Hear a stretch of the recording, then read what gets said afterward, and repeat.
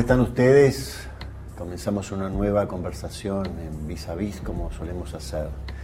Y siempre marcando la importancia de conversar, que como ya saben ustedes, no es discutir, no es debatir donde se fijan posiciones y cada uno se va con lo suyo, no es poner violencia, es simplemente, sencillamente, o quizá de manera tan importante que a veces cuesta hacerlo, es poder tener un diálogo con un otro, escucharlo, llevarse cosas del otro, que el otro se lleve cosas de uno.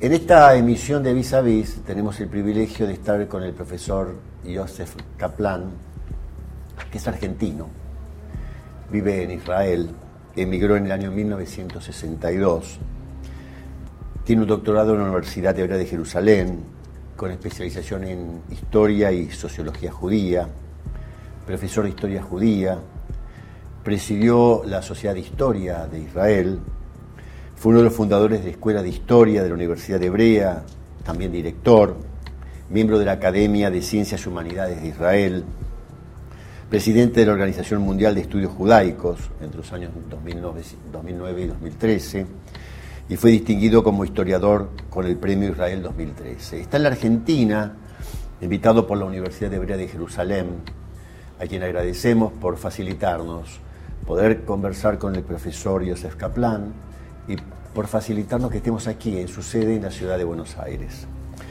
Dio dos conferencias, una, Inquisición y Judaísmo en tiempos de Spinoza, y la segunda, las relaciones entre los historiadores Baer y Claudio Sánchez Albornoz, los judíos de la España medieval y el antisemitismo moderno.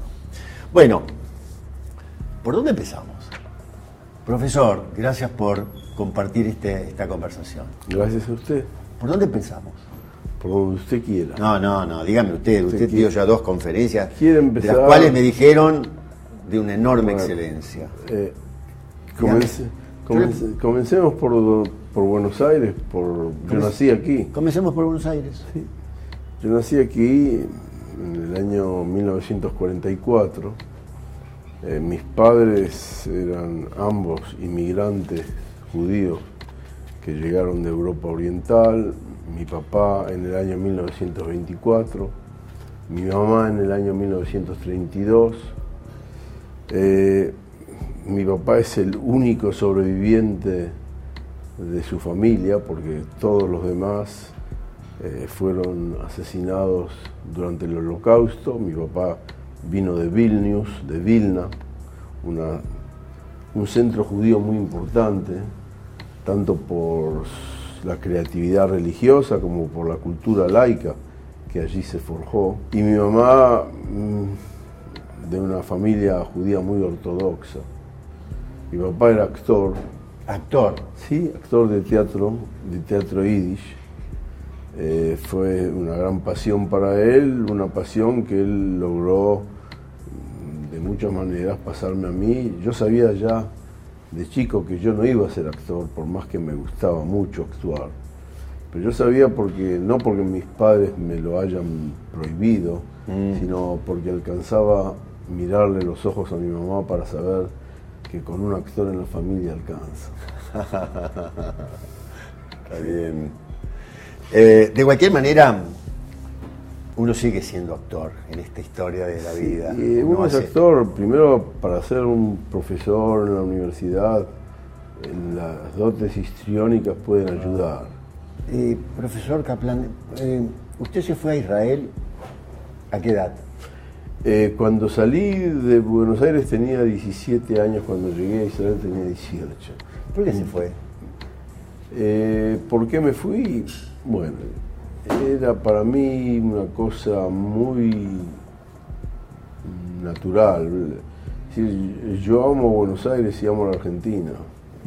Me siento porteño, esté en donde esté, pero al mismo tiempo soy judío. Sí. Y me crié en un ambiente judío, en una casa que no era religiosa, en la cual se conservaba tradiciones judías, pero una casa que estaba impregnada de cultura judía. Ayer, en la ceremonia en que me otorgaron aquí en la ciudad de Buenos Aires la distinción de ilustre huésped de la ciudad, legislatura de la ciudad de Buenos Aires. Sí. Yo cité un poema de Leopoldo Lugones, Sí. Largas plumas violetas flotan sobre el río gris y allá en las dársenas quietas sueñan oscuras goletas con un lejano país.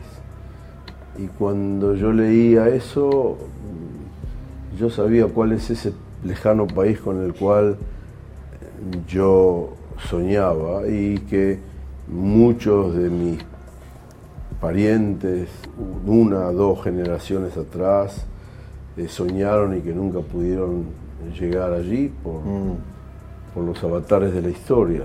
Usted está doctorado en la Universidad Hebrea de Jerusalén en Historia y Sociología Judía. Yo suelo tener frecuentes charlas con quien fue presidente de Uruguay, Julio María Sanguinetti. Y él dice que una cosa es la anécdota, que otra cosa es el comentario, que otra cosa es el recuerdo, que otra cosa es la memoria, pero que otra cosa es la historia, porque la historia requiere ser serio, no porque no se sea serio con la memoria, ni con el recuerdo, ni con el comentario, pero requiere investigar, requiere estudiar, requiere ser concienzudamente serio de que lo que se transmite es lo que efectivamente sucedió o ocurrió. ¿Desde qué lugar usted desarrolla para un tema tan complejo como es la historia judía este análisis y este trabajo? Usted vive en Jerusalén. ¿Cómo lo desarrolla? Bueno, la historia judía es una historia apasionante. Hay que esforzarse mucho para escribir una historia judía parroquial, es decir, una historia judía que esté encerrada solo en la provincia judía, porque la historia judía es una historia de un constante encuentro con otras culturas, con otras civilizaciones, encuentro y desencuentro. Y por lo tanto, estudiar historia judía nos obliga a estudiar muchas otras cosas. Para dar un ejemplo, sí. A mí me interesa la historia de la temprana edad moderna, la historia de los judíos en Europa occidental, de judíos españoles y portugueses, conversos que se reconvirtieron al judaísmo y fundaron sus comunidades. Bueno, para estudiar este tema tengo que, además de conocer las bases de la cultura judía, que eso es obvio, pero necesito conocer la historia de España y de Portugal, necesito conocer la historia de la República de Holanda, necesito, y de la cultura. A ver, yo le pregunto, se refiere a la temprana edad moderna, ¿en qué periodo abarca? No, la temprana, usted sabe que periodización es algo necesario, pero algo muy problemático. Sí. A grosso modo, el periodo entre el descubrimiento de América y la Revolución Francesa. 1492, 1789. Sí, más o menos. Sí. Ahora, por ejemplo, usted me dice, necesito ver la historia holandesa. Uno puede dar cuenta, es mucho más conocido, saber que la historia española ligada con el judaísmo. ¿Por qué la historia holandesa? No, la historia holandesa porque en el siglo XVII el centro judío en Ámsterdam se convirtió en una metrópolis de una diáspora, de la diáspora sefardí occidental. La comunidad judeo-portuguesa de Ámsterdam era la más rica en todo el mundo judío. La imprenta, o mejor dicho, las prensas de judíos en Ámsterdam, que publicaban, que imprimían libros en hebreo y en yiddish y en español y en portugués, lo hacían para toda la diáspora judía. Esos libros se exportaban a Europa Central, a Europa Oriental, Llegaban a judíos sefardíes, llegaban a judíos ashkenazíes, para dar solo un ejemplo. Se trata de una comunidad que no era muy grande. En la ciudad de Salónica vivían más judíos de los que vivían en toda la diáspora sefaradí occidental, pero su importancia era muy grande. En Ámsterdam, en aquella época, relativamente a lo que era la situación de los judíos por aquellos años, esta comunidad goza de una relativa tolerancia religiosa. En la República impera la libertad de conciencia, lo cual, por supuesto, abre nuevas posibilidades. Es la comunidad en la que nació Baruch Spinoza y es la comunidad que lo excomulgó a Baruch Spinoza. ¿Esto fue parte de su conferencia Inquisición y Judaísmo en tiempos de Spinoza? Sí. ¿Por qué no nos relata? Bueno, el título es un título un poco sexy para atrapar la atención. No es que no hablé, no fue una conferencia dedicada a Spinoza.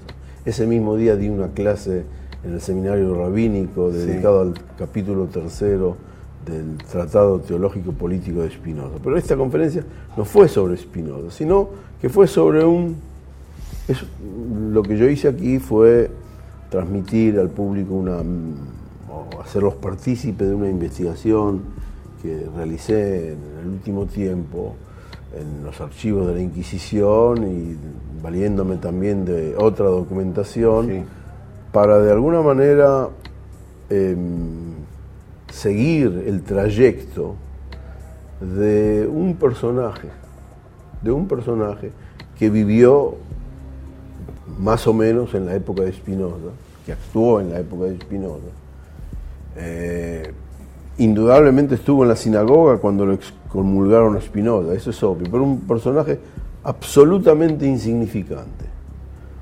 Es decir, no escribió nada importante en su vida.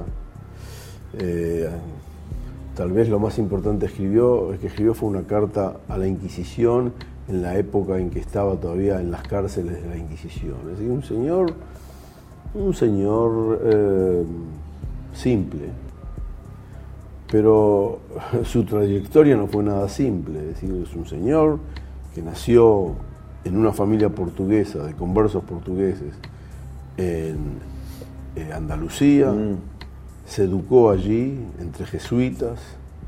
En un determinado momento su padre le contó, cuando él tenía 13 años, que es judío, y ayunó con él el ayuno de Tisha B'Av sin saber que eso era el ayuno de Tisha B'Av. Y eso lo marcó y él empezó a seguir ciertas costumbres, ciertos ritos judaicos, hasta que salió de España.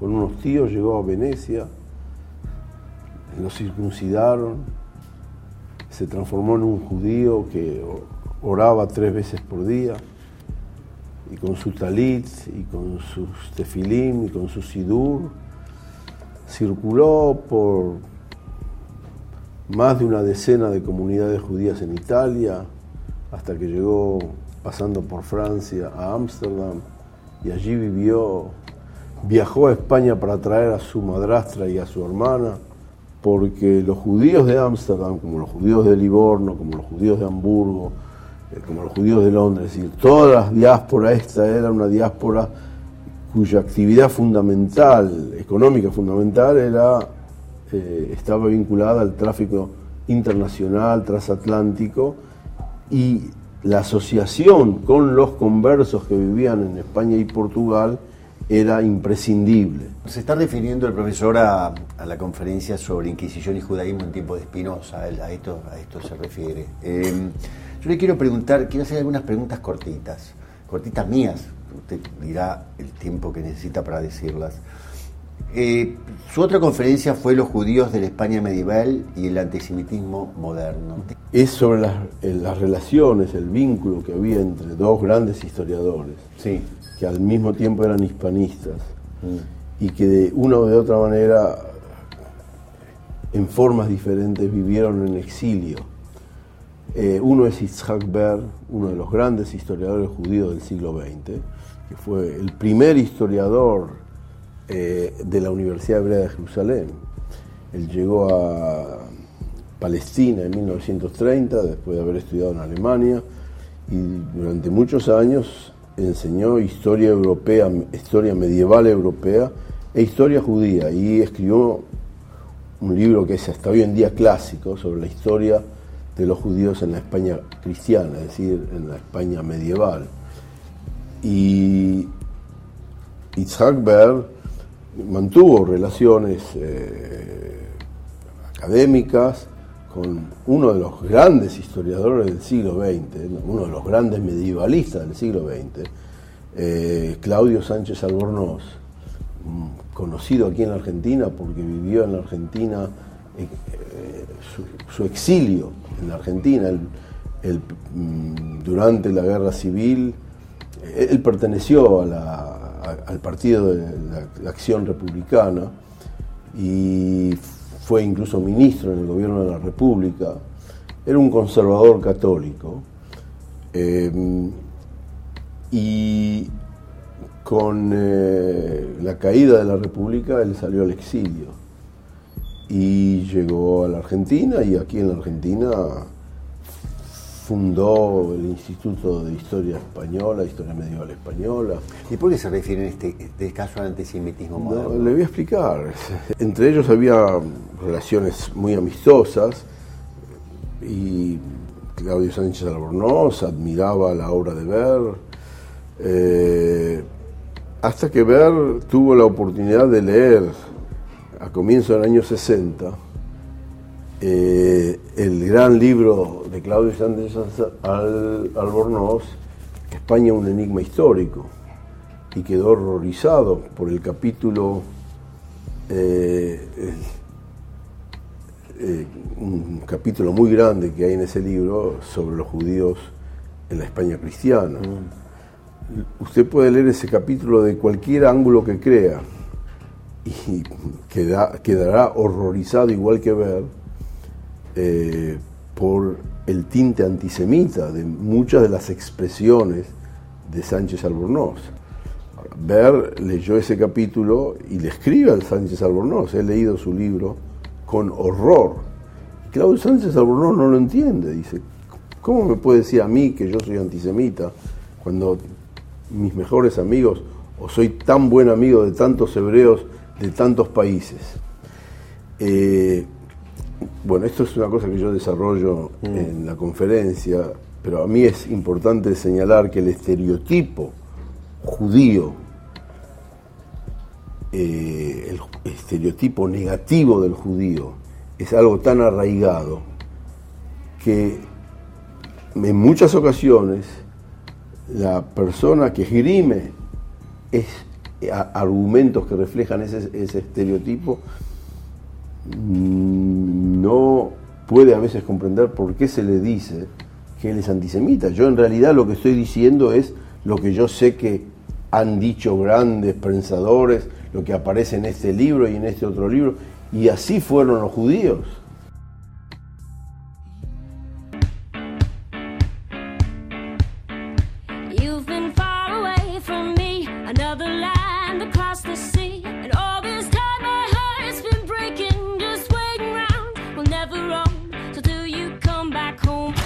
Los hospitales deben dar insulina gratis a los diabéticos que no tengan cobertura médica. Ley 337. El colegio de tu hijo no puede retener el boletín de calificaciones aunque debas alguna cuota. Ley 400. Legislatura porteña, Ciudad Autónoma de Buenos Aires.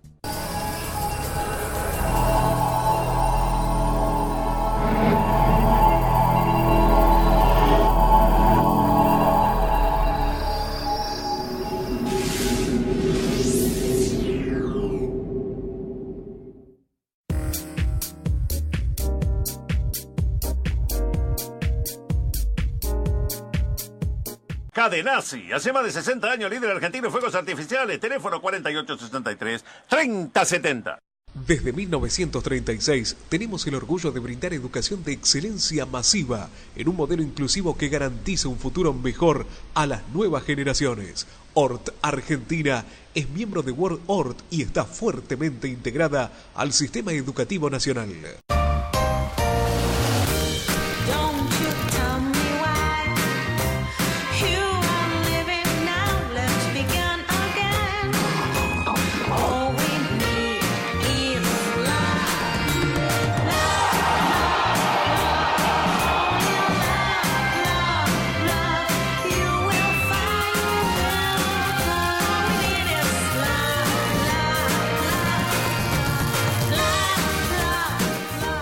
En Ezeiza estamos terminando el aeropuerto más moderno de América Latina. Inauguración nueva Terminal B. Preparque Internacional. Noviembre de 2012. Aeropuertos Argentina 2000. Soñamos con vos. Estamos agrandando el Aeroparque Metropolitano con la construcción de los nuevos edificios 3 y 4 y la ampliación del sector de embarque regional. Aeropuertos Argentina 2000. Soñamos con vos.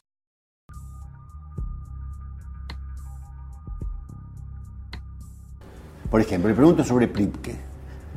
Usted vive en Israel, vive en Jerusalén. Seguramente se ha enterado estando allí de la muerte de Pripke. Sí.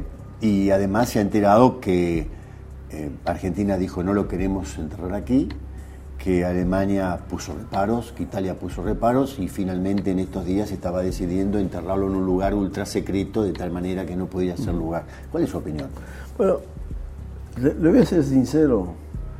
A mí, nazis que llegan a esa edad y que a mí no me interesa que lo entierren aquí o que lo entierren allí. A mí me preocupan otras cosas. ¿Por qué en la situación actual ese empecinamiento en comparar tal o cual política de Israel con el nazismo? Si lo que yo escucho a veces o leo en artículos que aparecen en los diarios, ¿cómo puede ser que los judíos que sufrieron tanto bajo el nazismo pueden cometer tales crímenes? ¿Tales crímenes? Es decir, lo que Israel hace en los territorios ocupados en Palestina es comparable con lo que hicieron los nazis. ¿Por qué no comparan la situación en los territorios ocupados con la política colonial de los franceses en Argelia, con los holandeses en Indonesia, con los ingleses en la India, con los belgas en el Congo? Y créame que si se llegan a hacer esas comparaciones, Israel va a salir muy bien. Pero comparar con el nazismo, decir como dijo Saramago durante la segunda intifada, en la batalla ahí en Jenin, donde murieron creo que 54 palestinos, pero más de 30 soldados israelíes, que murieron en esa batalla porque no quisieron bombardear Jenin, sino quisieron entrar casa por casa para combatir con los palestinos armados. ¿Se puede decir, como dijo Saramago, que Jenin es Auschwitz? ¿Se puede comparar lo que sucedió allí con Auschwitz? Eso para mí es el peor antisemitismo que puede haber. Y es realmente muy triste que un escritor de la calidad de Saramago pueda decir una cosa tan terrible. Bien, hasta aquí llegamos con Vis a Vis esta noche.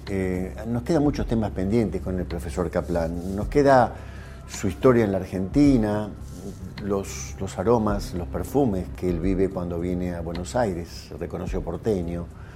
Nos queda hablar de teatro, nos queda hablar de identidades. Sé que es un enorme cuentista, que tiene una enorme gracia para el relato, para el cuento, que ha leído mucho a Borges, pero hasta aquí llegamos hoy. Lo vamos a tener nuevamente en algún momento. Gracias por estar con nosotros hoy. Gracias a usted.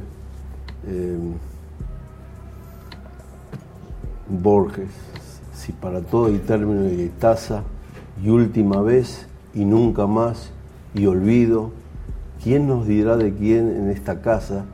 Sin saberlo, nos hemos despedido. Lo que digo es que Borges cada vez escribe mejor. Muchas gracias. Muchas gracias a usted. Gracias a ustedes también.